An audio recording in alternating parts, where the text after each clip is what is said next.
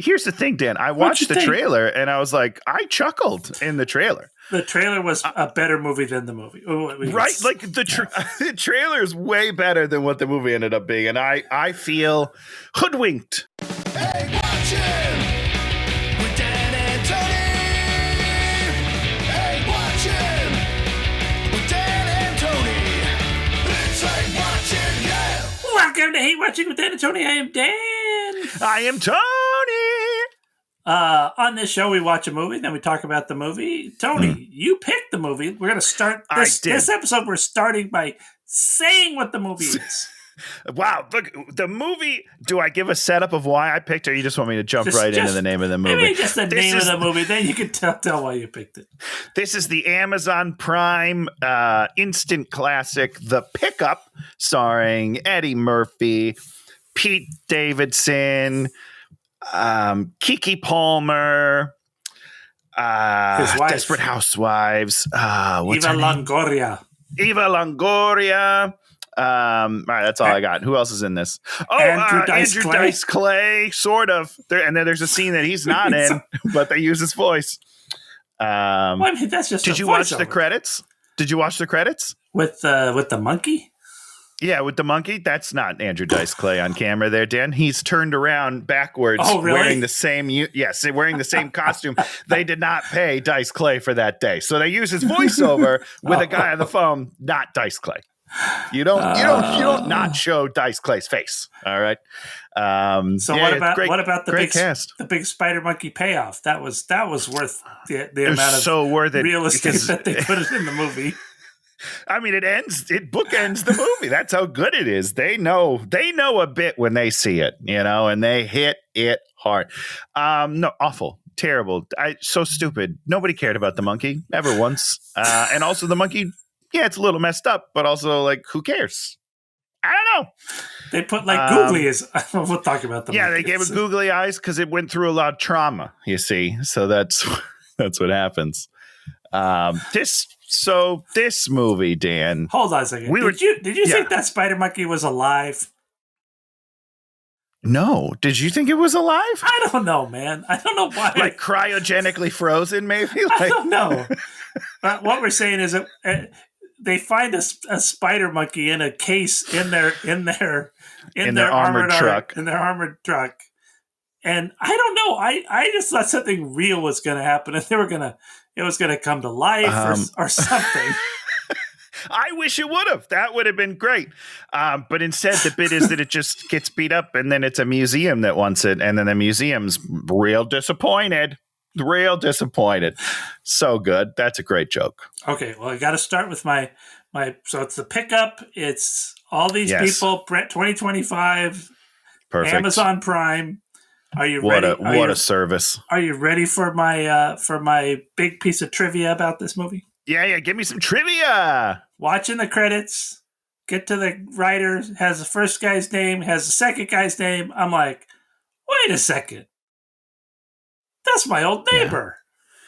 Yeah. No! Guy that used to live upstairs from us co-wrote this movie.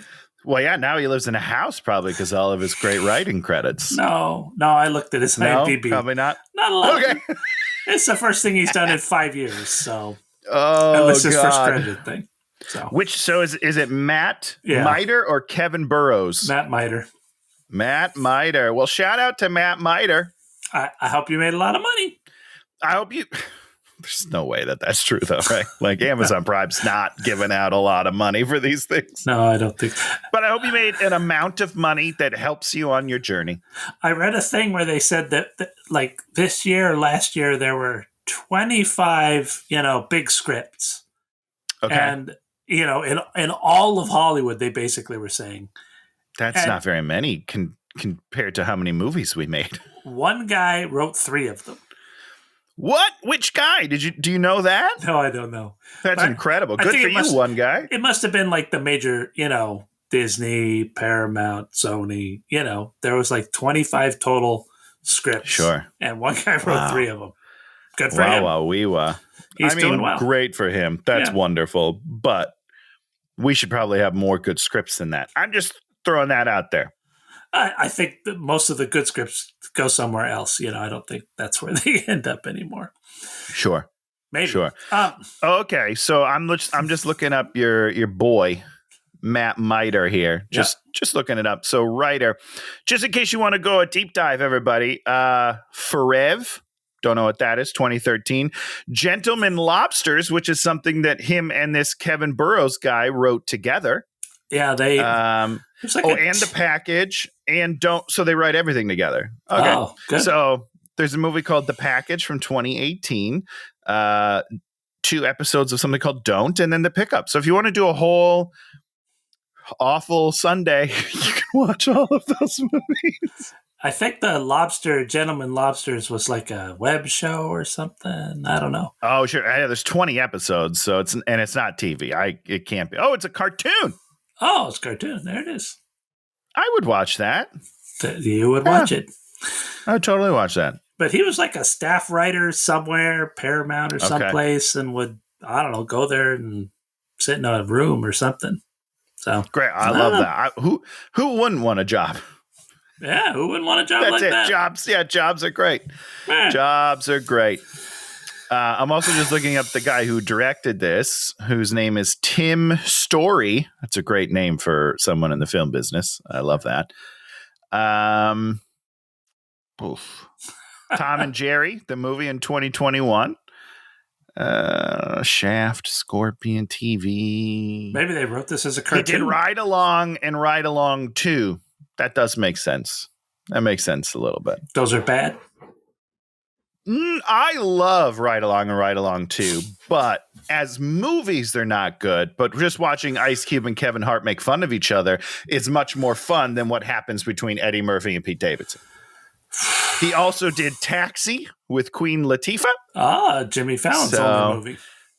Oh no, one of his 2 movies. Never Been Kissed. Oh, because he did Fever Pitch. Not Never Been Kissed. Never Been Kissed is a different Drew Barrymore film with the guy from Alias. Fever Pitch is our boy. Kiefer Sutherland? Kiefer Sutherland. Wait, hold on. No, Alias, not 24. You're confusing a lot of things here. Oh, what's her name? Ben Affleck's wife. Yeah. Jennifer Lopez. No, different wife. Gardner. Jennifer Gardner? This is going really well. We should do trivia contests together, Dan. We would crush it. I would lose. Can you use your phone when you do those? I mean, you're not supposed to, but people definitely do. You just got to hide it. You got to hide it on your table. It's called cheating, but people do it. It's called cheating. Why did you pick this movie, Tony? Well, you watched the Eddie Murphy doc a few weeks ago. Then I watched it the week before this, and I was like, there's a new Eddie Murphy movie. We should watch it because, I love Eddie Murphy. I have no ill will towards Eddie Murphy after this. Do I think that he tried? Not really. But there are a couple scenes where he's like, I'll do a bit. And they were funny-ish, You mean and then the rest of the movie, he's like... He'd play another character from another one of his old movies? Correct. Not the character he was in this movie. He'd start doing another character. He's like, remember when I was funny? I'll do a little bit of that right now. Yeah. Which I can't hold that against him because this is not a good script. My leg! You're like, that's not you. That is not who you set up. You're not set up the my leg guy. Got my legs all messed up. My back is all messed up. Yeah, like that's a funny scene, but it's like, who is this guy? This is not the guy you've been for 34 minutes. Was it a funny scene? Okay. No, maybe not scene. I thought it was a funny bit. I chuckled. I was like, Eddie Murphy is funny. I remember him. I laughed at. No, I didn't laugh at. There were 4. I think there are 4 things I liked about this movie. Okay. Oh, I can't wait. Do you want to do a list, or you want to? Yeah. It was an hour and 36 minutes. It was quick. Thank God for 90-minute films. There was one joke. There was. I'm gonna guess what your joke was, but yeah. There was one joke. There was one visual I liked. And there was one justification that I liked. That was it. I can't wait to hear the justification because I don't feel like I heard any of those. So that'll be great. Yeah. The joke, I'm gonna guess your three. So the joke you liked was the fart joke in the beginning, where Pete Davidson's driving the truck and he farts because Dan has no taste. The visual that you liked at the end when the police are coming down the street and they're all holding their hands up. The scene that's almost identical to, I'm pretty sure, Bad Boys. Seen that. We've seen that. I've seen this exact shot before, and I was like, I like this shot, but I definitely seen this before. Yeah. All right, 2 for 2. I don't remember what your third thing was. The justification. You'll never figure that one out. I have no idea what the justification is. Yeah. So those are like the three things in the movie that I liked. Okay, you're going to point them out as we get there, right? Of course. Because sometimes we say that and then we forget to point those things out, and I'm sure people are wondering. Anything else you want to talk about before we roar into the Let's just talk. This is a bad movie. It's a bad movie. I'm just going to preface that. I picked it because we watched the trailer and I thought it looked like it would be a fun bad movie.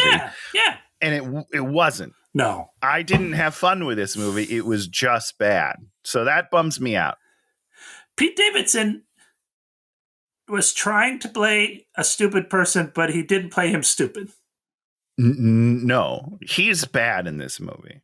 He's bad. I'm just going to say that right now. He's like really bad in this movie. Oh, okay. Really bad. Personally, I think it's because he doesn't connect to this movie whatsoever. So he says like one-liners and jokes and observations, but it's done in such a disconnected way that none of those jokes land, nor does it seem like his character would notice or appreciate those things. It's very weird. Yeah. This movie it's weird. It's a weird movie. Yeah. Because you understand the character that he wants to be, which is this really dumb guy.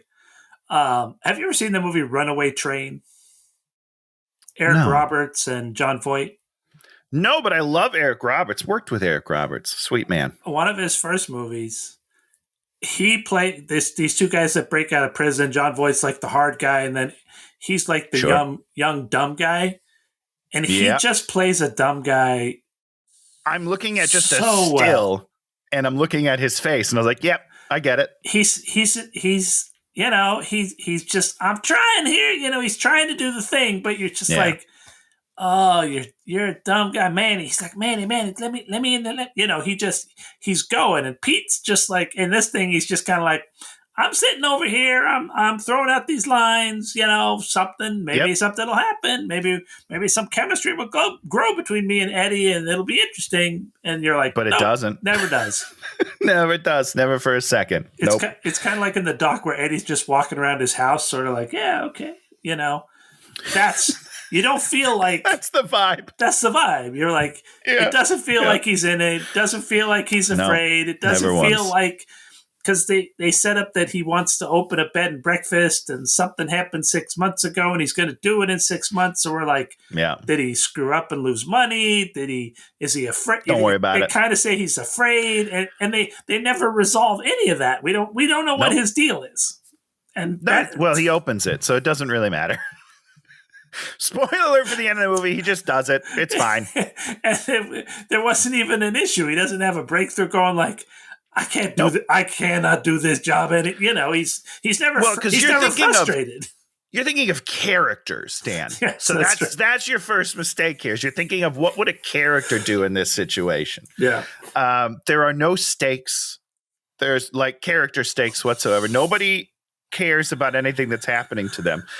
Pete and Eddie are good guys that basically become criminals, and they don't care. They don't care at all. There's never a moment where they're like, man, we shouldn't do this. There's never a moment where they're scared of Kiki Palmer when she pulls a gun on them. There's nothing. It's weird. It's weird how little everybody cares about everything. Yeah. And, Kiki, the sort of setup to control them at one point is that she has somebody pointing a gun at his wife's head. But he doesn't care. And he's like, I don't like that, but I'm going to treat you as a normal person. Right. But it's fine. It's cool. I get it. You're doing a job. I get it. It's fine. Just kill her. It's weird. Another question. And they set up that she has to call in every half an hour or the guy's going to kill him. Do we ever see her make Never does one of it those again. calls? No, just the first one. Just that first one where she tells you she has to do it. So in my mind, this movie takes 15 minutes. It has to be under that time frame. Never does it again. No. This movie does spend a lot of time setting up times. For sure. We're on your route. We're in the dead zone for this amount of time. Yep. We got to go this speed to get out of it, and this time, and it never feels like any of the time matches up. It never matters. Never matters whatsoever because they're in the dead zone and then they're out of it. There's no like, we're racing to get out of it so we can call. No, doesn't really happen. He's good at math for a while, and then for the second half of the movie, he is not good at math. Doesn't matter. They set him up to be a super math brain, and they play a computer noise. And then you're like, oh, wow. So he's going to figure out that he doesn't want to be a cop. He really wants to be a math guy. And the math is going to solve all the problems.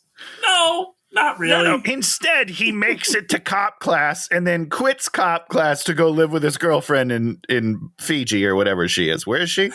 Somewhere. She is in Bali. Bali. You're right. It's so dumb. None of it makes any sense. This is a terrible movie. I love it. The more we talk about it, the more I like it. So that's good. You know, I don't out and out hate this movie because it's just so kind of whatever. I don't hate the filmmakers. You know, I'm like, I would not hire any of these people to do anything, but nor would I. But you know, they shouldn't be banned. Maybe not banned, but maybe like, you know, grounded for a little bit. Just for a little bit. So we got groovy music. We have a really nice titles, actually. The title's really nice. Sure. Great. And now we set up Travis is going to do a pickup at a bank. He goes into the bank. He knows the guy working there. This woman says, hey, can I borrow a pen? She borrows a pen. He picks up the money. He starts leaving. And then she stops him and is like, here, read this note. He pulls out his gun, barely, and then freaks out and points it at everyone. And then she's like, she doesn't care. He is pointing a gun at her face and she's all like, whatever. Does not just care at all. You know, it's like, that is a gun. Whatever. She's immune to everything. Nobody cares that it's a gun except for the guy behind the desk. His bank friend is the only one that's like, don't point that at me. He doesn't care that much. Keep in mind, when I say he cares, I mean, he just notices. He's the only one that notices there's a gun out. Like, that's it. This is crazy. Dan, this is a white cop guy pulling a gun on somebody in broad daylight, and nothing happens. Well, something yes, does he happen. gets in trouble at work. Oh, he gets scolded at work. No, that can't be the only thing that happens. That's crazy. Well, I got it. Now I'm going to tell you my justification. Later, a third of the way into the movie, Dice Clay, their boss, calls and says, you pulled a gun inside of a bank? Yeah. They lost that entire account for a whole chain of banks, which is a ton of money, and he fires Pete on the spot. That's for sure. That's the one consequence in the movie, because when you're watching the movie and there are no consequences to this, you're like, well, but there still kind of aren't consequences because again, I'm just going to point. He pulled a gun on an innocent person in a bank. Yeah. It's got to be more than that. I'm sorry. And also, it's just dumb. It's just really dumb. It's played dumb. Nobody cares. It's ridiculous. Nobody cares. Because she's just like, no, just read the note. And then it's her number and they go on a date. Nope. Dumb. So dumb. I hate it. I just hate it. I hate it so much. So they go and have a drink, and we, of course, all go, okay, yeah, she's going to go out with this guy. And right. She's bad. She's bad. We all know she's bad. And he doesn't, but you're just like, he's not playing a dumb enough character not to realize. Correct. That, well, you know. Here's the thing about playing dumb. You actually have to be very smart to do it. To play dumb convincingly, you have to be relatively smart. My point in case is Matt LeBlanc. Joey and Friends is one of the better dumb characters in the world, because you can't be so dumb that we don't like you because we're like, wow, you're an idiot. You have to be like dumb and charming and affable. You know, like you have to be likably dumb, but believably. It's a very hard thing to play. Yeah. Pete can't do it. Straight up. He cannot do it. Sorry. He's been too successful for too long and been in the spotlight for too long that he still is just, he is Pete Davidson. He's just Pete. Yep. Can't really do a character. Yeah. Yeah. That's okay. Listen, that's not for everybody. It's fine. It's fine. We meet Eddie Murphy's character, Russell. He has a beautiful wife, Eva Longoria. It's their 25th anniversary. They're going to, at some points in 6 months, he's going to quit and they're going to open a bed and breakfast. Big dinner tonight that he has to absolutely get to. And we're like, okay, here's the point. The point is he's going to have to drive this vehicle to get to that thing at 8 o'clock. He's not going to care. He has to make this date happen. Or not. Because his wife is going to come to him. So it's fine. It's all fine. And be tied up in the truck for the third act of the movie for a noble reason. Just because it's Eva Longoria, I guess, because that's what we paid her for. I don't know. It doesn't make any sense. Yeah, no, as a character motivation, that's a great setup. You know, like I have to be home from work at this time or my wife will kill me. But it doesn't matter. That never happens. Also, like him and Dice Clay having that conversation in the beginning about getting home from work doesn't even make sense. Because Dice Clay is like, you got to work the shift that you get. It was locked last night. You didn't check your phone. And he's like, well, I put in paperwork a week ago. And he's like, yeah, but it was locked last night. What are you talking? What are you saying? This doesn't make any sense. This Eddie Murphy character would never have not paid attention. No, 100%. Never in a million years. Absolutely not. Million it's years. Ridiculous. Would have never. He is the attention to details guy. Yep. Yeah. No. This is. Yeah. Travis wakes up in the hotel room. It's messy. He's late for work. He goes to work. Here we are at the Guardian Armored Truck headquarters. Eddie Murphy has a ring, and I guess the ring is the reset. He got his wife's wedding ring and reset it. Yeah. And we spend a lot of time moving this ring from person to person, and at no point do we ever care about this ring. Well, hold on. It's the whole crux of the movie. It's the finale. He goes and gets the ring and gives it back to her, Dan. Tony. So, yeah. If you had a jacket on and you were carrying a ring, how would you carry that ring? Well, first, I mean, I have a lot of answers to this question. I would put it right in my breast pocket where rings belong. Okay. No, I wouldn't. I wouldn't even put it in a jacket. First of all, I put it in my pants because that's where you put things. Why is he carrying the ring to work? Why doesn't he leave it in the locker since he is getting done with the shift, going back to work, and then going to dinner? That doesn't make any sense. Why would he carry the ring into work? First of all, the odds of you losing the ring, pretty high. Just in general, you're gonna probably lose it. You know where you wouldn't lose it? If you left it in your locker with your clothes that you have to go get before you go to dinner. That doesn't make any sense. So stupid. And it's just a loose ring. And so people are always like tucking it into things. They're not, I don't think anybody ever opens a pocket and puts it in a pocket. No. Which is exactly what you would do if you were carrying a loose ring. You'd put it in your pocket. But would it be loose if I bring it in to the jeweler? Are they just going to hand it to me? Just like, whoop, all right, there you go, bud. They're going to put in a little $5 ring box 1,000% of the time. And he would be, and it's not like it had to be a loose ring. It could have been in a ring box. And then does not matter. If you tucked it in a jacket, I'd be like, oh, okay. Okay, it's big, it's bulky. Yeah. You don't want it in your pocket. All right, I get it. It's going to be wedged in there, but a little ring's just gonna fall out the bottom. It's lost. Yeah, so weird. So weird. Okay, so here we go. Dice Clay's doing a Dice Clay thing. He's the boss. He's okay. And he has to so somehow Eddie Murphy has to work with Pete Davidson, has never worked with him before. We don't set up that he has a regular partner, but somehow he's never worked with this asshole. He needs to say, I got seniority. I never work with that asshole. Yeah, something. He has to know who he is. He barely. You know what I mean? He kind of says, "I saw you in the distance one time." You're like, right? We only see 5 people. About? We don't see 100 people. It seems like a pretty small team. Yes. I don't know. It does not seem like there's 50 trucks and 100 people. Nope. Not sure even close. It doesn't. No. Oh, so silly.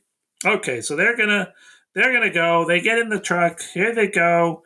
Pete makes this thing about acing the driving test because he was going to be a cop, and then he's like, "Oh no, but I didn't." Yeah. Okay. I don't know what to tell you. He has brought his food with him, which is a meatball sub, which is in a cooler. Right, but not wrapped.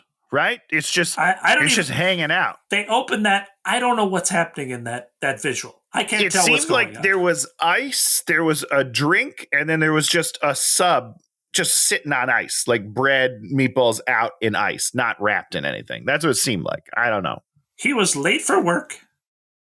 Right. He was sleeping with a woman all weekend, and somehow he has found a meatball sub, purchased ice, has a cooler.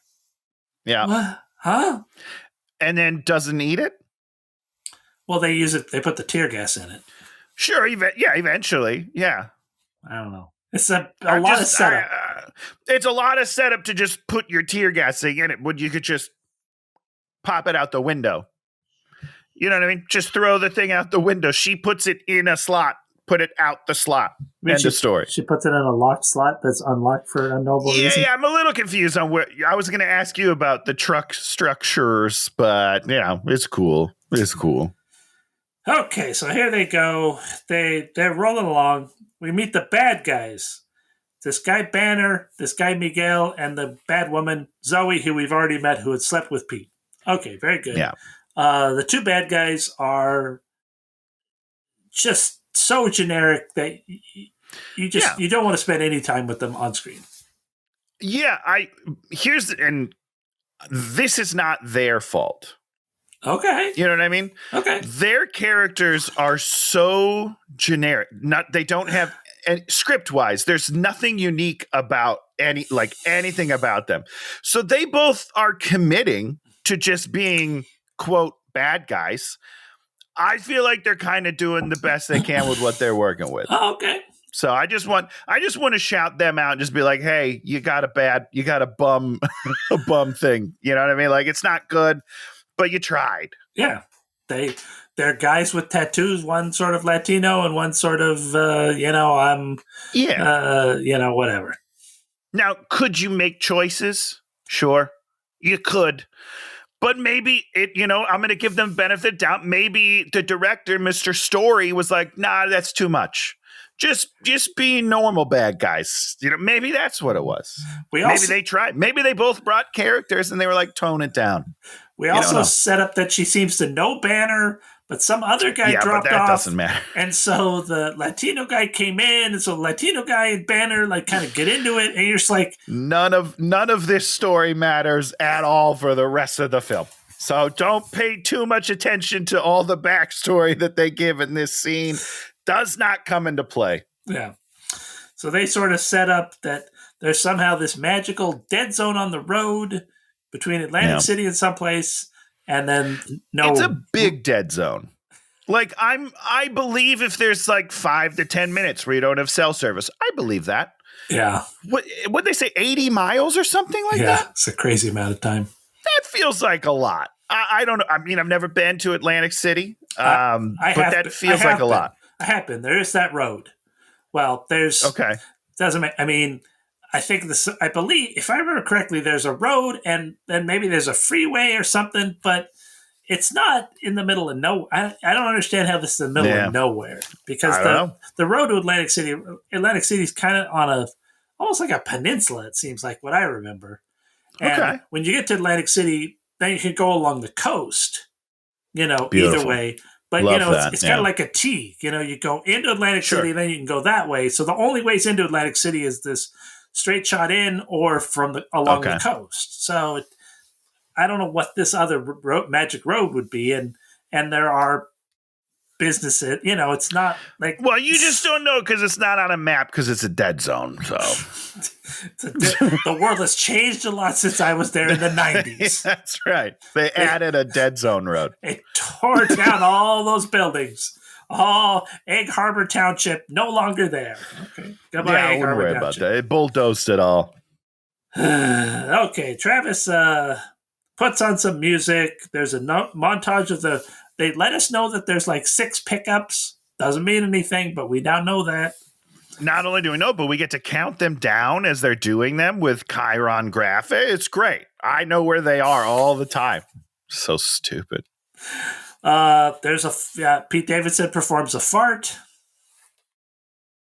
Dan's favorite joke of the movie. No, because it's dumb. He overacts it. How is what? Yeah, what are you doing? First of all, you're unhealthy. I'm sorry. You shouldn't have to push that hard to get anything out. That's not okay. Sure. Tony's farts. He just leans back and they're like, they should just escape. They should just. Oh. Okay. Now Andrew Dice Clay calls and knows about the incident and fires him. Mm-hmm. But not really. Not really. Because he's still on the route, right? Yeah. He still finishes the route. He's not fired. That is what they said. But he's like, when you get back, you're done, is what they should have said. But instead, he's like, you're fired. Now finish my route, please. Nope. If I get fired mid-route, guess what I'm doing? Leaving. I'm out. I don't need to do this anymore. Let me out of the dead zone. Oh, my God. Right? I'm all good. I'll just walk home. I'll go to Atlantic City and I'll just gamble. It's fine, right? That's what Atlantic City is, right? It's like mini Vegas or something? Yes. Okay, yeah. It's like an old boardwalk. There's shopping and things like that, too. But there's a number of casinos. Okay. Is that where the Buscemi show takes place?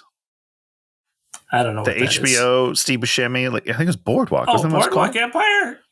I one. think so. It might be. Either is there or it's a very similar place. It's the same sort of thing. Yeah, I love that. The big antique show used to be there, so we'd go there once or twice a year. Of course, I should have guessed. Should have guessed it was antiquing back in the good old days. Yes. Okay, so they reached the debt. Okay, Travis talks about being a loser and he can't pass the police test, and his family was all cops. Even your grandma. What did he say? There was a little bit of a joke there about the grandma. Was there? I didn't write it down. Yeah. Okay, now we begin the action-adventure part of the movie. The bad guys attack. Yeah. I have a question for you. Yeah. The score of this film doesn't seem to crescendo at all. Like when quote unquote exciting things are happening, the music never changes. It doesn't get louder. It does nothing to evoke the emotions of the scene. And I don't think I've ever seen that before. Like the music just stays the same for an entire chase sequence. And I'm like, that's weird.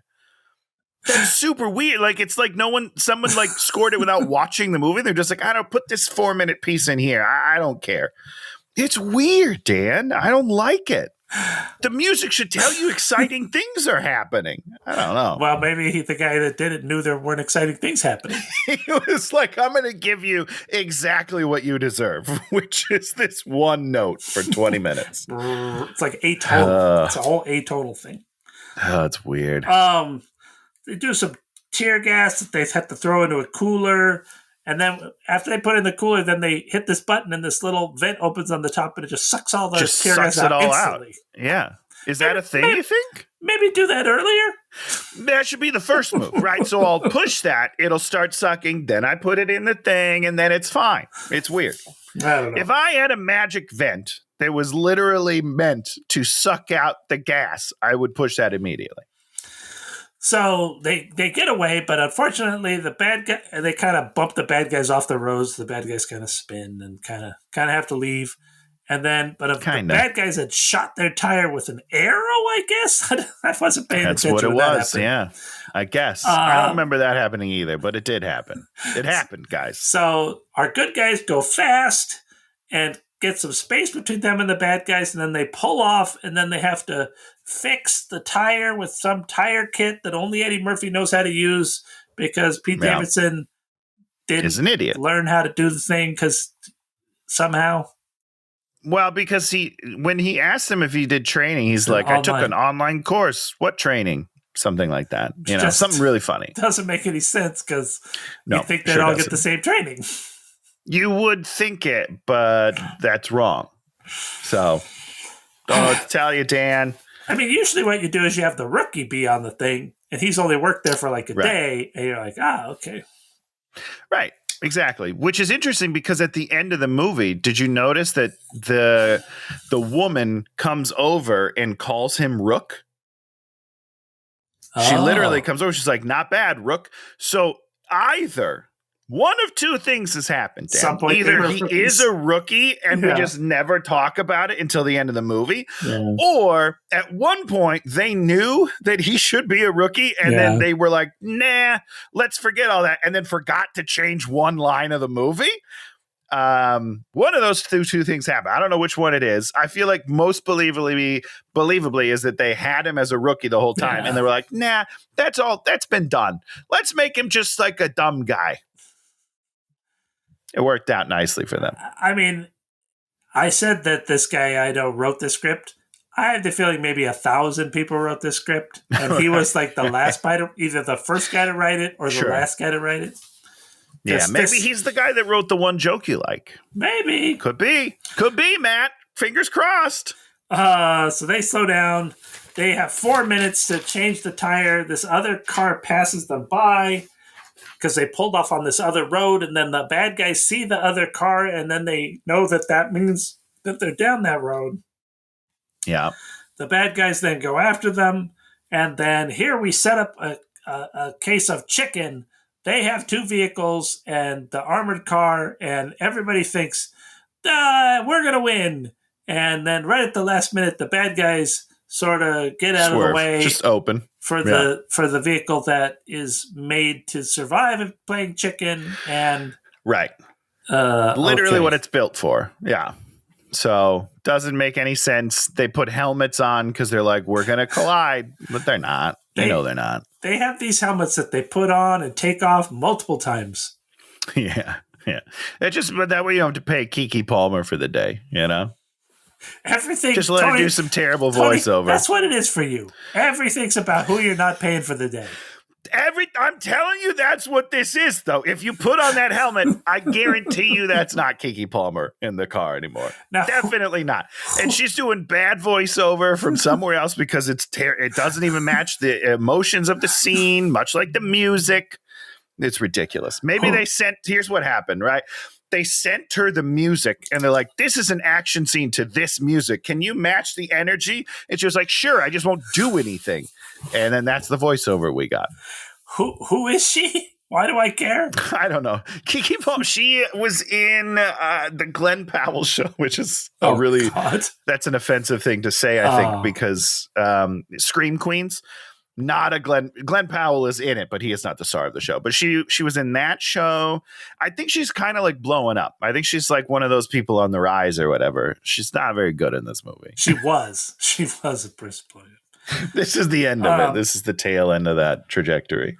So they win the chicken. Here they come. They're coming off of the side road back onto the main road. And as they come around the corner, the truck goes up on 2 wheels and there's like sparks flying.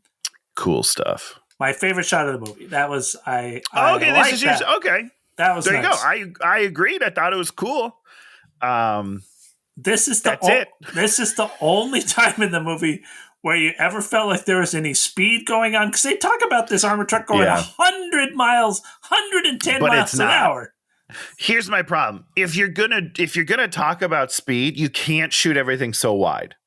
Oh, so when you're wide, you look slow just because there's so much room on every side of you. You have to shoot tighter. Mission Impossible does this so well. They use extremely long lenses to shoot Tom on that motorcycle. Yeah. Is it France, wherever, Rome or whatever that circle is? I don't remember, in 7 or something like that. Oh, but they're shooting a super long lens. I think it's in France. So they're in close, but Rome. everything is so like claustrophobic, and he's fucking zipping. And it's intense because you feel like you're going fast. If you shoot 110 miles per hour, but you're so wide that the car looks like a micro machine, it doesn't look fast. I don't care how fast you're going, it's going to look slow. This guy doesn't know how to direct action sequences. It's so disjointed. It's weird. He pulls out to wides and it deadens this, like, you're building, and then we're in a wide and everything deflates. And then we get back in close. It's terrible. It's really bad, man. We were watching something about some movie, and every one of the shots was just like 1 inch away from people's faces. It was hard to watch. It was just it would be uncomfortable. So uncomfortable and unsettling. You're like, stop that. I want to see what's happening. I don't want to be there. Stop it. Stop it right now. It matters. It matters where you put the camera, everybody. We set up that what's his name wants to do a pit maneuver, and then he fails at it, or maybe he succeeds at it. No. He fails, but it's done in a way where you don't even know if he tried or not. Yeah. The only way you know is because they cut back to him and he says, I missed, or something like that. And it's like, oh, you tried it? It did not look like you tried anything here. It's very strange. Now, the one guy, Carlos or whatever his name is, he gets out onto their truck. He has a blowtorch. He's cutting through the back door. Yes. Now, at some point, Eddie Murphy's character opens the side door and starts trying to shoot at him. And the only way he can shoot at him is if this guy puts his head around the side for Eddie to shoot at him. Right. You want to present a target. Yeah, that's generally how you defend yourself. Just get in the line of fire. That's rule number 1 in a gunfight. Become as big of a target as you possibly can. That's step 1. The next thing Eddie Murphy loses his gun because he sucks. And then they're like, give him the money. And so they look at the money. This is when they find the spider monkey in the case, which I guess it's in a case. They find some goblets in a thing. Yep. And then they find the money, and then the back door's open, and so they start throwing the money out. Yep. I do not think their bosses would want them to throw the money out. Yeah, so I was thinking about this morning. That's not this is why I can't do that job, right? Like, that's not a job I would ever apply for, because I would just be like, yeah, take it. It's not my money. I don't care. That's not the kind of people, right? Like, that's not the people you hire for this job. You got to hire people that are going to try to protect the money, because that's the job, right? That's the job you're signing up for. You're an armored truck driver. You're protecting the money. That's the whole job. Me, don't care, right? It's not my money. I'll give it away. I wouldn't even, I'll just give it to people on the street. I don't even care. Or you make one guy say, don't give away the money. You make the other guy say, give away the money. Sure. It's an easy conflict. Right. Pete could be all for giving away the money. And then Eddie Murphy's like, I can't. This is the job. I've only got 6 months left. I got to make it to the 6 months or whatever. Or Eddie Murphy. Well, first of all, Eddie Murphy should be going to this is his last day. Has to be his last day. 100%. And so he's all like, he's getting too old for this shit. He's like, screw it. I'm not dying for this. I got my bed and breakfast waiting for me. I got my wife. I got this. I got that. Pete's like gung ho. He's like, oh, I was going to be a cop. Protect and serve. No. He doesn't want to be a cop. He doesn't. I'm sorry. He doesn't want to be a cop even for a microsecond. Not even a little bit. He has not even a little bit. Nothing cop-like about him at all. Nope. So it's throwing out the money, making it rain, and then we set up the die packs. There's some money with die packs on there. Die pack on the window. Psh, die pack through the sunroof. Psh, that causes one guy to crash and just flip roll on over. And just like, oh my God. Pretty cool. And then they do another die pack. How's the other die pack? He throws coins and the car explodes. He throws another die pack at the person. Maybe the dude jumps over there. I don't know what happens. I don't know. But eventually Oh yeah, the guy gets on the truck and he like tucks the dye pack in his vest or whatever, and then pushes him off. Yeah. And then the second car explodes in flames and turns and flies over, but Zoe has somehow gotten onto the truck and then points a gun at them and wins. Oh yeah, big time. She won. Spoilers, the two bad guys in the cars that just had literally the most horrific accidents you ever could see. Totally fine. Unharmed. You're wrong, Dad. Yeah, they don't even have a scratch. They're fine. Don't worry about it. And then, of course, they're like, we gotta get her back. What? Well, because she's gonna go get the money without them. They apparently know that immediately. I don't really know how, but he's like, she abandoned us. Let's go get her. Okay. She abandoned you? No. Right, she's doing the job. She's, as far as you know, she's just still doing the job. Yeah. So just catch up and help her? We gotta catch up and do the job. But it's fine. No. They know. They know immediately. It's fine. And I'm sorry, Tony, if you were in that wreck and I got on the truck, I'd be like, you're dead. Goodbye. You didn't make it. Sorry, I'm on my own now. I got to do my best here. And then when you show up, I'll be like, oh shit, you made it. Let's finish the job, buddy. Yeah. I would not. Nope. I would not be turning around the truck to go look at your burnt body. Well, no, because you got a job to do. Yeah, it's on. You're on a time schedule. I'm on a time schedule. I don't got time to turn around. What are you doing? Okay. Somehow she has gotten them into a farmhouse, gotten them tied up and on their knees, and this is when we find out that what did I sell something? We find out that Pete Davidson had sex with her for an entire weekend and told her everything. Somehow he knows what the route is, where it is, everything. Which is weird because Eddie didn't seem to know that. That's because he didn't call. I'm a little confused. He didn't call in, so Travis called in. But he said it was midnight the night before. I'm a little confused on the timeline because he spent the weekend. This is Monday, right? I don't know. I'm confused, man. Yeah. This is the most disappointing part of the movie to me. Oh, really? Because the moment that he realizes he's the betrayer, should be a very funny scene to me. He can't play it. He has. Oh, so you think Eddie should tell him that he's betrayer, and he's like, no, and they should be like, no. Oh, right. See, great. So any sort of like recognition, play it like it's done so poorly. I was very like that's the turning point of the movie, right? It's all of our characters' turning points should be. They don't have arcs, but this should be the moment where like shit is all like, okay, so I fucked up. I'm the bad guy as Pete Davidson. He's like, now I need to make amends. Eddie Murphy's like, you fucked up. I hate you. I'm gonna kill you. And she's like, I win. Everyone should have clear motivations after this scene for the what's to follow. For further. Does not happen. Doesn't happen at all. It's just a hot mess, and then you just go on to the next scene. It's like, oh, come on, guys. Let me ask you a question.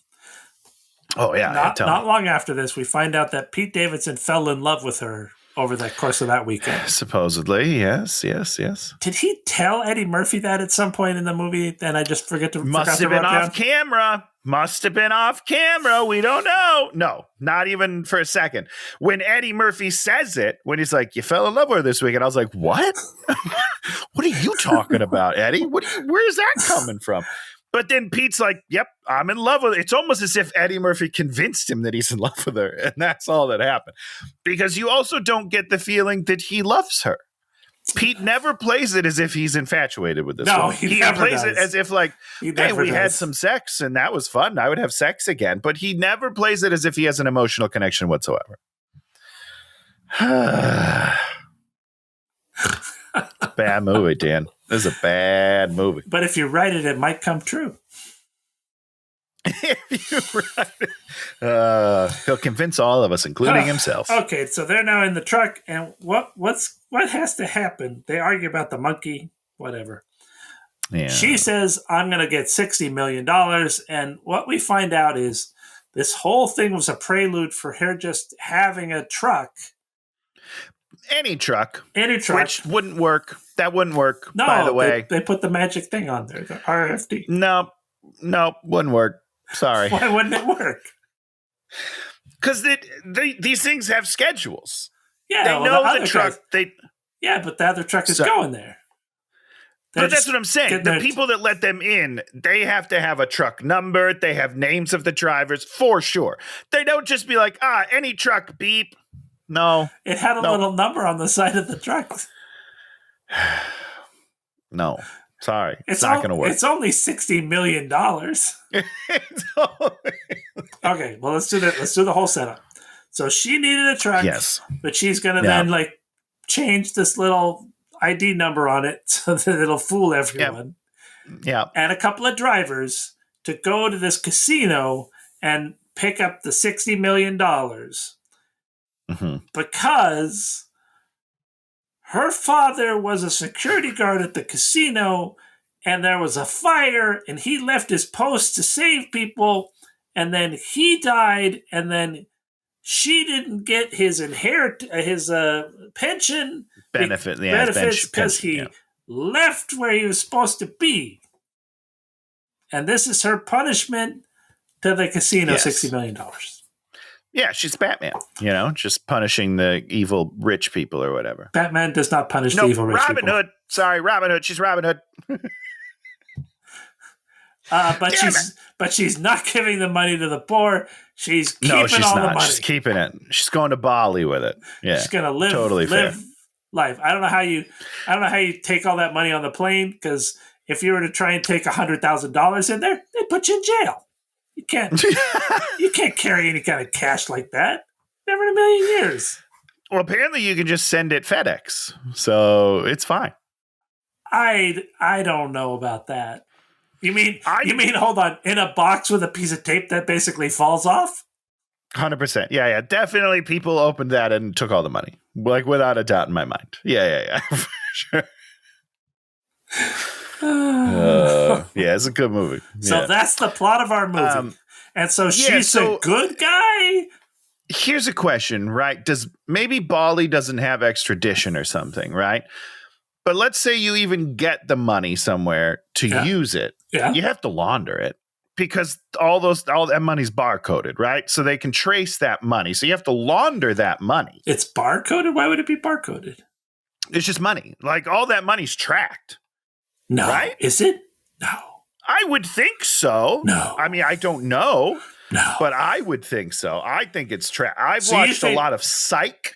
And there's an episode of Psych where they talk about how the numbers are tracked. So I think it might be. If there's 60 million in there, they run it through and they know all those numbers. Really? It should theoretically get flagged. Theoretically. I don't know. I could be wrong. I got to say, I probably won't ever say this again in my life, but I'd kind of go with Psych more than any, if never say it. You should say it every day of your life. Okay. I don't know. I mean, but I guess they put in those explosive things, so maybe it's not tracked. I think it is. No. That's the money in their vehicle. The money in their vehicle is probably not tracked. But if there was $60 million, it might be sequential numbers, and they might. I mean, them making a record of those numbers would take an hour. That's true. But isn't there a machine? Yeah.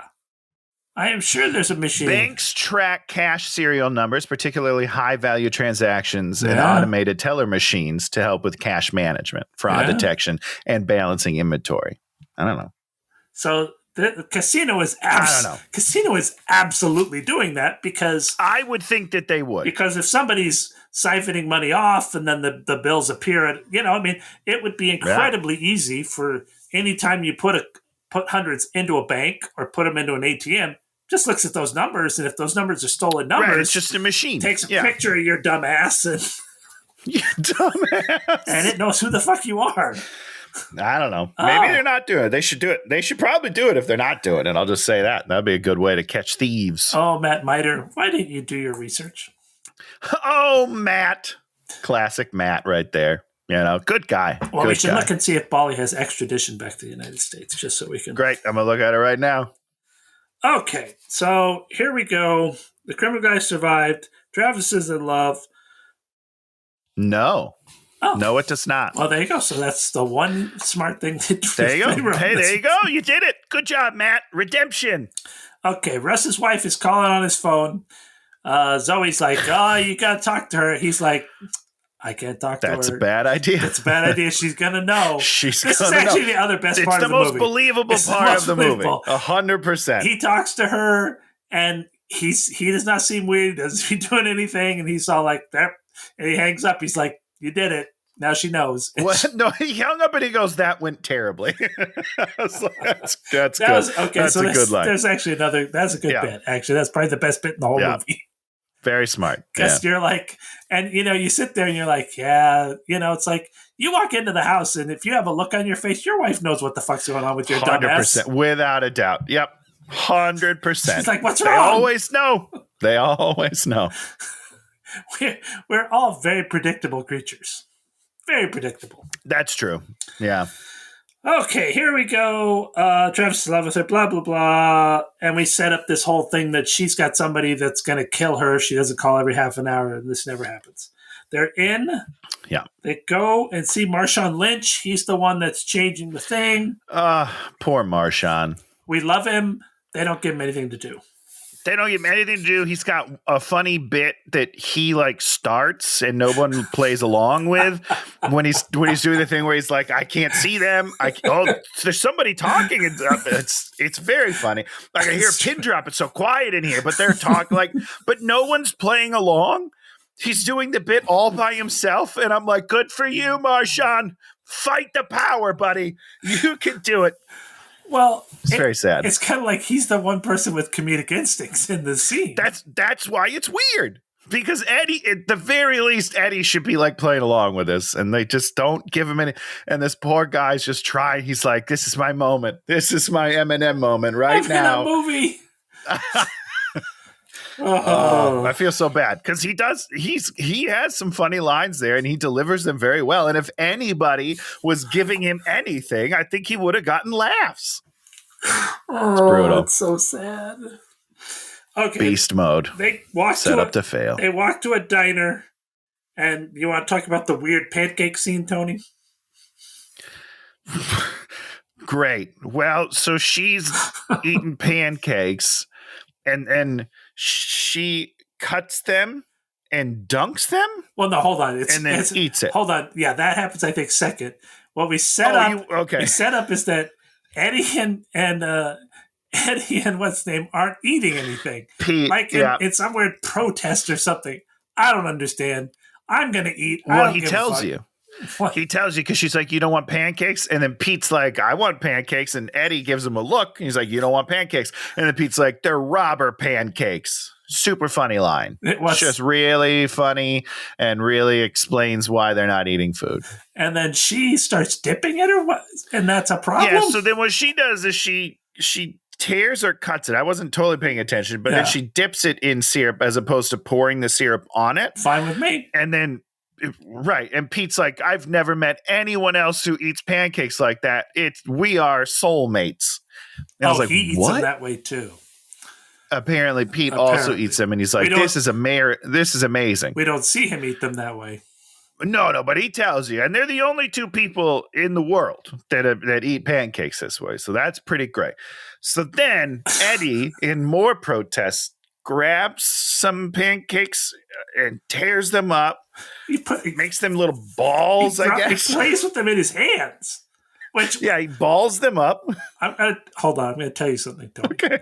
If I were to pick up pancakes and ball them in my hands and got pancake juice on my hands, I could not function if I didn't wash my hands. I would literally lose every part of my mind until my hands were washed. And I'm not a super guy who has to have his hands washed all the time, but I can't have something sticky on my hands. Like, how could you live like that? And it stays there. No, it stays there forever. You go crazy. Yeah, I don't know. Well, he balls them up and then puts them in a circle, and then he pours syrup on it, and then it's like they're mushy or something is said, and I don't know. That's all I got. He's like, mushy pancakes, and then it's over.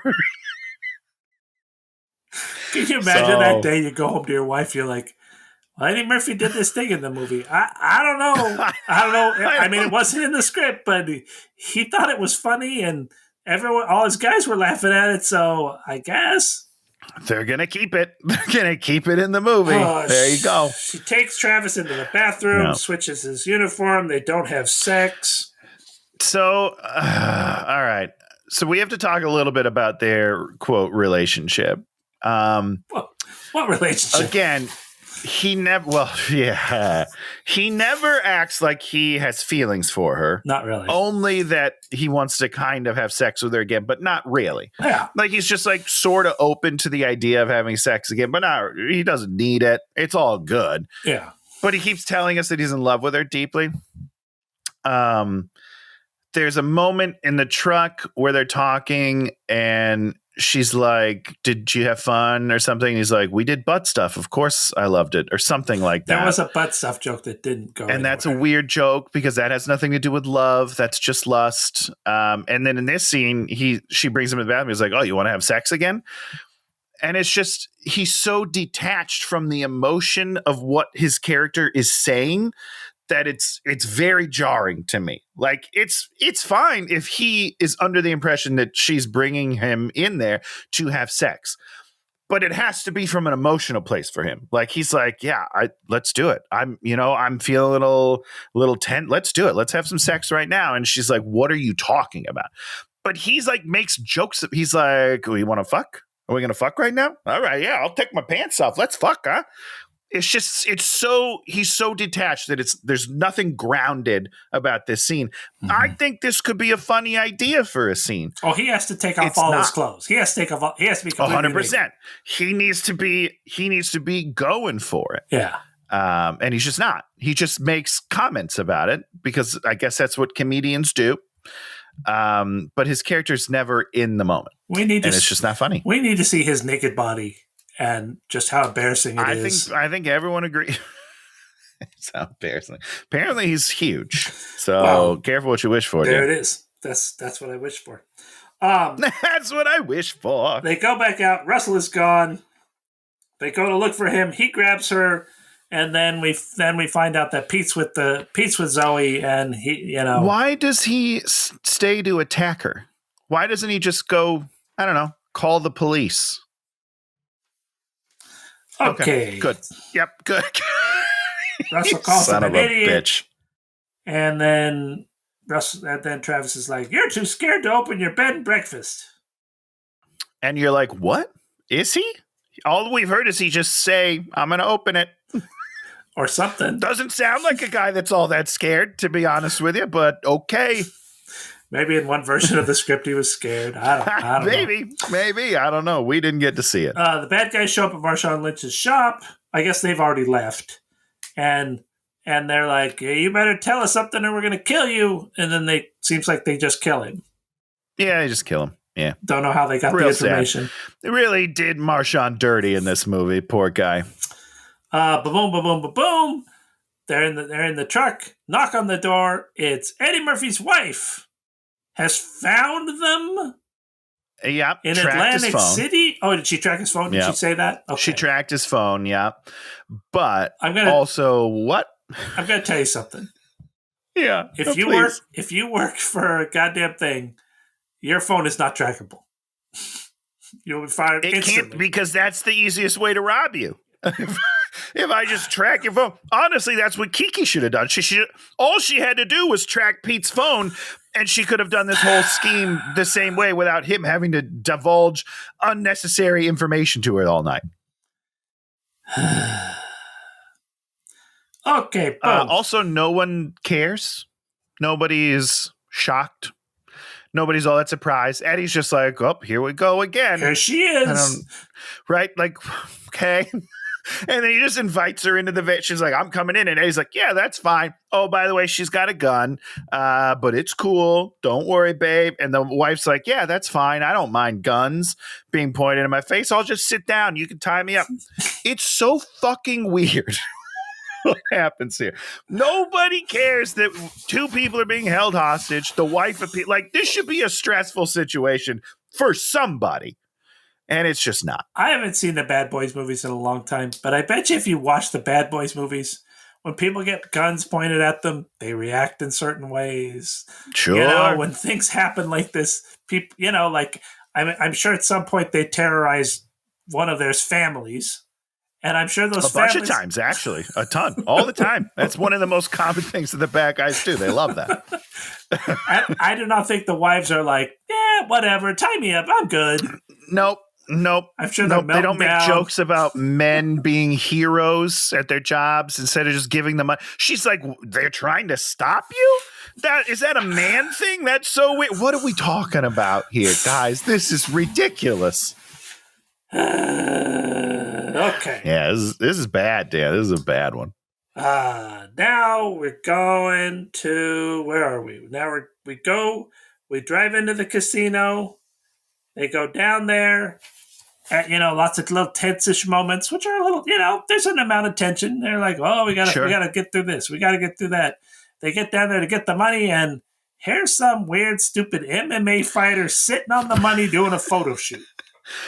The money that has to be picked up, as if this is 5 minutes. As if they're only 5 minutes early. Let's keep that in mind. They're 5 minutes early, and this guy's just fully 2 models, him on the money. What's happening, Dan? What is going on right now? Like, this is the only money in the casino. The outgoing money. Is it even look like money? I don't even know what it looks like. I mean, it's not $60 million. That's for damn sure. I'll tell you that right now. It's like 2 bundles of money. I don't know what that is, but it's not a lot. So eventually she confronts him and is like, there's some guy upstairs that you're going to fight tomorrow. And he's saying you're a bitch-ass piece of bitch-ass shit. And all these other people that are moderating this thing, the press office for the casino are letting this stupid security guard mouth off just to this. Run her mouth. Yeah. Like, what? No, not for a second. Nope. Doesn't make any sense, especially the way she does it. Yeah. I like the way it starts where she's like, hey, I'm a big fan. So that's your window in. And Matt, your friend, knows that. He uses that line. He knows that that's the window in. But then immediately she becomes an antagonist. Yeah. That's wrong. She has to play the fan and is like shocked. Like, I can't believe what they're saying up there about you. Like, it's so hurtful. And then the guy has to be like, wait, what? What are they saying? Wait, no, shut up. What are they saying about me? Like, other people are trying to stop this, but he's like, no, I need to hear. What are they saying about me? There's a way to build that tension where the scene can work. But if she's just like, oh, by the way, you're a punk ass bitch, better go talk to that guy, that doesn't work. They will murder her. Yeah, so dumb. She is so dumb. Well, she doesn't play who has the power, right?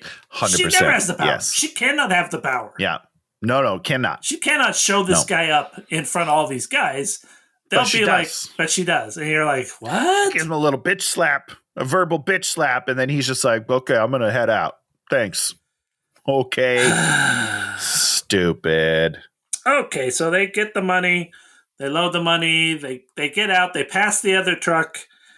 And then a police car passes them once they're on the road. And Zoe's like, I did it. They go to this warehouse, and at the warehouse, she's like, there's 2 vehicles. I'm going to take one. You guys can go take the other. Well, it turns out that the bad guys are there, and the henchmen, I guess so. The henchmen attack and knock them all out, and then are going to cover them in gasoline. Yeah, hold on. You're going too fast because they're in an armored truck. Let's all remember that. The good guys are in an armored truck. Oh, the back door's been screwed up. Now, this other truck, sure. The back door doesn't work anymore. Comes in and hits them on the side. Yes. Right? And just kind of pushes the truck. It doesn't roll. It just slides. Everyone in that truck has been knocked unconscious. What? What are you talking about right now? Yep. First of all, these 2 bad guys flipped over in cars 19 times, immediately walked out of the car and were like, man, that was fun. These people just get run into a little fender bender and they're all dead? Well, they might have been our bad guys might have been unconscious for a few minutes, enough time for you to pour gasoline on them. But we don't know. We didn't see that. You're right. Could happen. So dumb. So the henchmen. Oh, there's another funny part. So they escape somehow. Wait, have we done your joke? What was your joke that you liked? Joke. Okay, we're still waiting. Wow for the joke, Tony. Wow, unbelievable. A bunch of stuff happens. Zoe does like kung fu. She escapes in the GT. The other guy escaped in that. And then they run over the one guy. Like, there's a funny joke. There's a squishy sound. Yes, there's a good sound. I don't know. They make a joke about it, and it was kind of funny. Pete Davidson goes, do you think he's going to be all right? Which is funny. It was kind of funny. It was funny, but, too little too late. Now we're all on the highway. All our two bad guy vehicles and our truck are all there. All the police, no one else around, many helicopters. And then so many. Yeah. Lots of things happen. And somehow the helicopters disappear. They fly into other dimensions. They just they go home. They got fuel up. All the cops get lost. Yeah. And so it's just the bad guys and just everybody. Just our three vehicles make it to the airport. Yep, driving to the plane. The big Pete Davidson's character uses his super math so that they can make some jump. Yeah. And that's his final use of the math, I believe, right? That is indeed. Yeah, it's fine. The truck is on fire, but they do a pit maneuver and the brakes are out. And so they have to jump at the back of the truck. They end up on top of her car. Yeah. Eddie Murphy's able to get off, but Pete's got a little piece of cloth. Just a little tiny thing that's stuck, and he apparently can't rip it off. Yeah. And then somehow we fight with the bad guy, and the bad guy starts machine gunning them. Well, yeah, so he has to get back on, and they drive back to the bad guys. They drive back to the bad guy has gotten out and starts machine gunning while Pete is still on the hood of the car and is definitely dead. He's definitely been shot. He is hiding behind that big dick. His dick got all shot up. Dick took the shots. Bam, bam, bam. You have to rebuild him, make him faster, stronger, more erect. Jesus. Good Lord. And so then they stop and then they face off and have a gunfight, I guess. Yeah, and he's machine gunning, and then we're like, how are our boys going to win against the machine gun? And then we're so nervous. Yeah. Oh, Eddie's wife is in the car. She just gets out and smashes him. It's the one, other than that one guy that when they got ran over, it was the other piece of violence that I did enjoy. I liked when she hit him. It was nice. Yeah, we like that she saves the day, and it's not any of the people that matter in the movie. Yeah, it's good. It's good. Oh, are you ready for the joke? I feel like I've been waiting. I don't know. What's the joke? So after she clobbers him, our guys have won. Pete Davidson says to Eddie Murphy's character, "Go ahead, Russ. Go get your dick sucked." Oh, Jesus Christ. Now, here's the thing. I agree that that's a funny... Hold on. I agree that that's a funny line. But it doesn't really match up with his character or their relationship whatsoever in the movie. No, it's Pete Davidson saying that. I agree. Yeah. And while I agree that that's funny, it doesn't fit in the movie. No, of course it doesn't fit in the movie. If you had done that in a way that you built their relationship where he says dirty things inappropriately and Eddie Murphy gives him shit about it, so this is the culmination of that, then that's a very funny joke. Yeah. It drives me crazy, Dan, when jokes are used out of context like that because you don't earn it. You don't earn it. I'll tell you my joke that I liked. Hold on, my joke is so he's laying on the ground and Eddie Murphy's like, "Wait, I got to get the ring." Okay. Or he says, "Wait, I got to do something," and goes over and picks up the ring. And Pete, off screen, just goes, "You getting his wallet?" That joke made me laugh really hard. And I wish that there was more of like if they would escalate that a little bit where Pete was like, "Yeah, let's get his stuff," and then like came over to join him or something. I think that would be fun. But that was a joke I enjoyed. I mean, there's so many. Pete could come over here and get tough with the guy that's like basically on the ground. What are you doing? Yeah, you fuck with me. This is what you get. And then the guy moves and he's like, "Whoa, whoa, whoa, whoa, whoa, whoa!" Run away, run! Sure, that's great. Yeah. Russ gets the ring. They let the girl escape with the money in a small airplane because you know what's going to be hard to do is track a small airplane. Right. I don't know. Why doesn't Pete go with her at this point? At what point did Pete decide that he wanted to stay? He's been trying to go with her this whole time. I don't know. I don't understand why he stays at this moment, Dan. We cut to the thing, medical attention. Eddie Murphy tells them a bunch of lies, so it seems like they're not culpable with anything. Yeah. She gives Pete Davidson a number, but he eats it or something? I don't know. Yes, I guess because it's evidence, maybe. I don't know. Yeah. 6 months later, she's on the beach. Pete has finally figured out what the number is, calls her, and she's like, come, be my husband. And he does. He just is in the middle of cop class and just quits.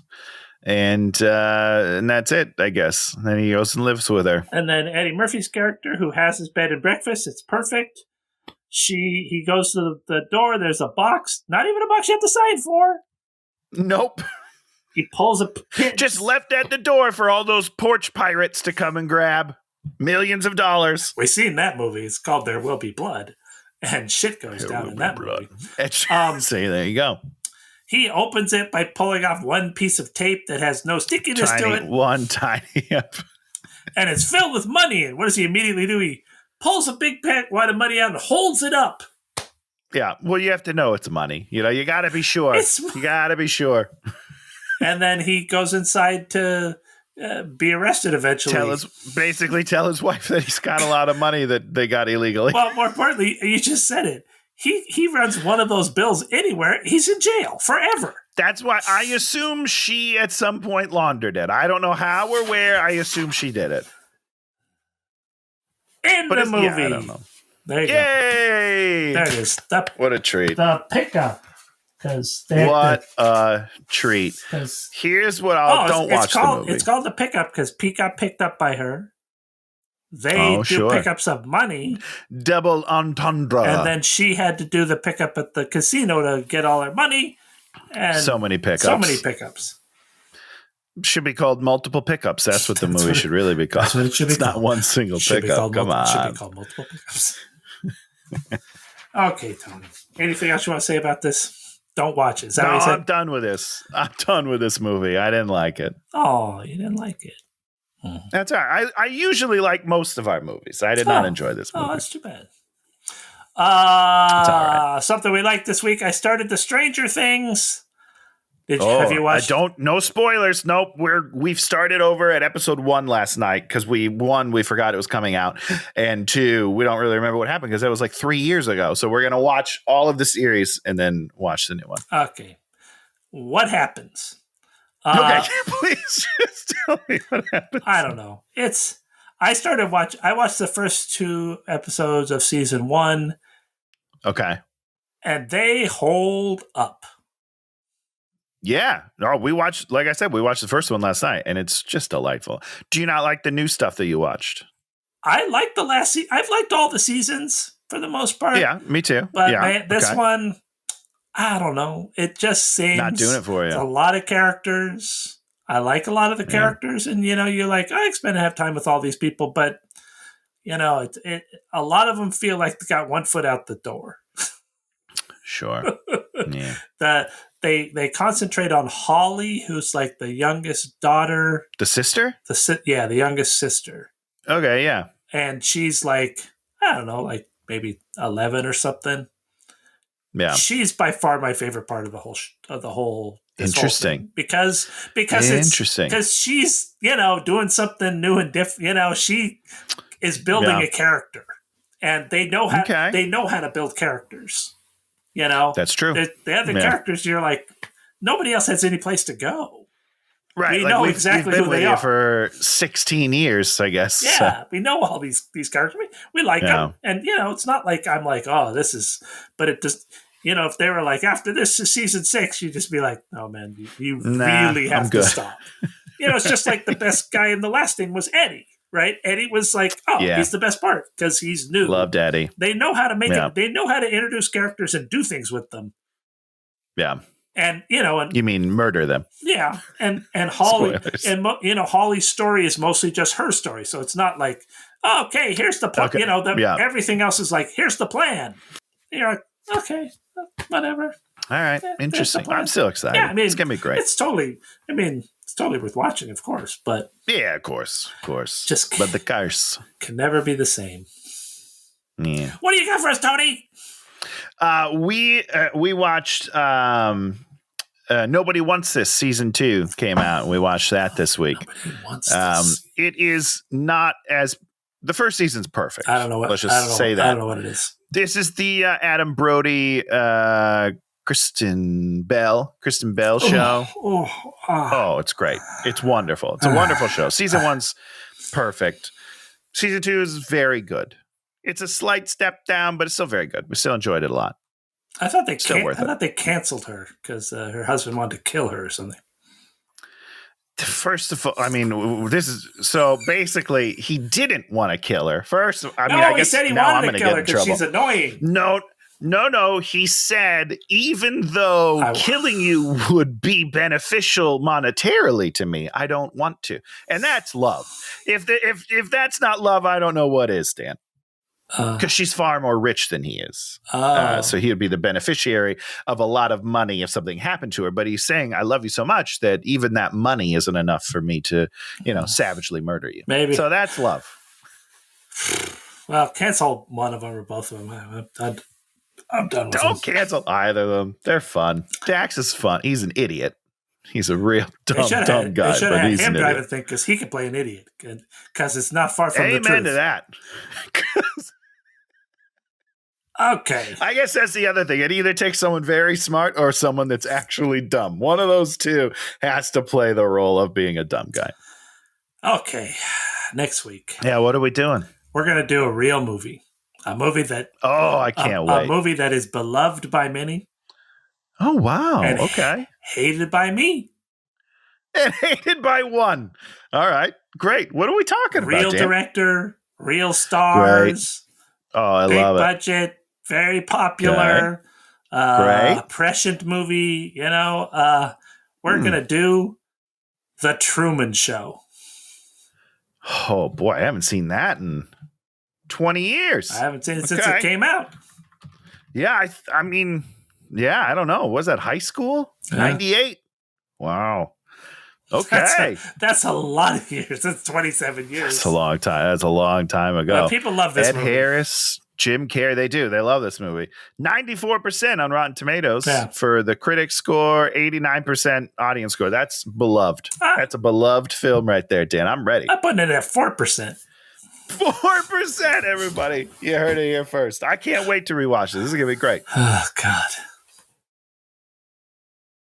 Now, before we get into it, do you hate Jim Carrey? No. Should I know that? No, I'm okay with it. Good. I love Jim Carrey. I dislike him now more. Is he crazy? I feel like he kind of lost his mind. He's like an artist, and you look at his paintings, and you're like, no, stop. Oh, art snobs. I love it. I'm sure people say that about what I do. Stop. I don't think they do, Dan. Yours are too cute. And they're not... I find a lot of art like pompous. You know what I mean? Self-important. That's me. No, Mr. Toast isn't self-important. It's just not. I'm very self-important. I agree with that. The artist is different than the art. I find the art to be annoying sometimes. But yours isn't. So even a terrible person like me can make art that warms your heart.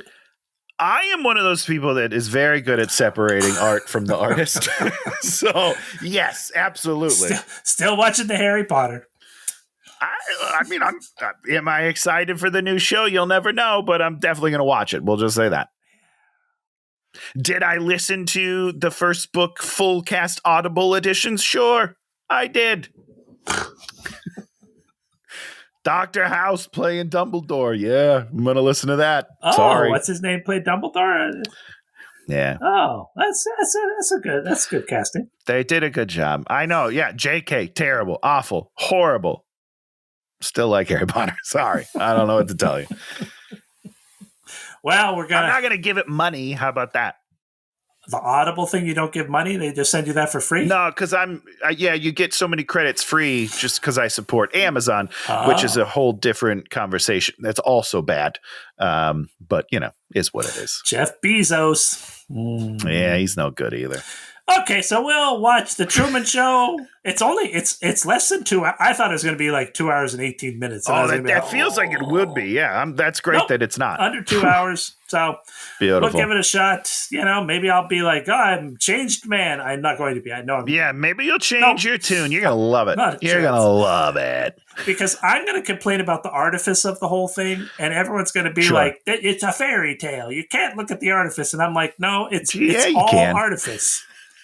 It's all artifice. And Jim, I'm excited. I want to see I don't believe that Jim Carrey can act. I'm not convinced. It'll be, this will be the test, right? This will be great. Ace Ventura, though, great movie. Well, it's a dopey comedy, and that's fine. Okay, dopey isn't the right word. It's brilliant. I like Dumb or Dumber. I think the two of them are very funny. They play very specific, very weird characters. Yes. They play them perfect. They always react the way they're supposed to react. Yeah. Throughout the whole thing. I mean, they're not human beings. They're not real. No, but the characters are committed. You know what I mean? Like they're characters that don't change. They don't waver. They are who they are. And I am not convinced that we're going to watch this movie and say everyone was going to tune in and watch this idiot. Yeah. As day in, day out. Day in, day out is the number one show on television. Yeah, I don't remember if it's like, I don't remember anything. Yeah. Yeah. I'm interested. I think that's my, I'm ready. I think that's my basic thesis. Which is the entire crux of the movie. Yes, you have to convince me that this is going to be the most popular thing that there is. 100%. You know, and there are definitely agreed. It's like that new terrible Kim Kardashian show, right? Is it? I don't know. Oh, you haven't seen it? Oh God, no, I haven't. It's Ryan Murphy doing this terrible. It seems like a reality show, but it's like they play lawyers and. It's so fake everything. But it's like whatever, I don't know if it's on Netflix or on Amazon, but it's like the number one show on whatever platform it's on. And you're like, I understand that. It is the trash. You love Love Island. It is. We're watching Love Island right now. Love Island, Australia. Killing it. It's the trashiest trash on the planet. Hell yeah. That's why we love it. But it's the best trashiest. It does the trashiest trashiness the best. It knows what it is and it leans into it, and it's great. I'm not convinced the Truman Show is that. I agree. I just based off of what very little I remember. Yeah, I can't wait. This is gonna be fun, Dan. Yeah. Okay, and we're gonna make people hate us again. It's about time. We don't want people to like us. That's not our brand. Liking us. Okay, we'll be back then. We'll see you later. Oh, leave a subscribe, a check mark. Oh yeah. Send us some toes in the mail, whatever you need to do. We'll be back next week talking about The Truman Show. Goodbye, everybody. Hey,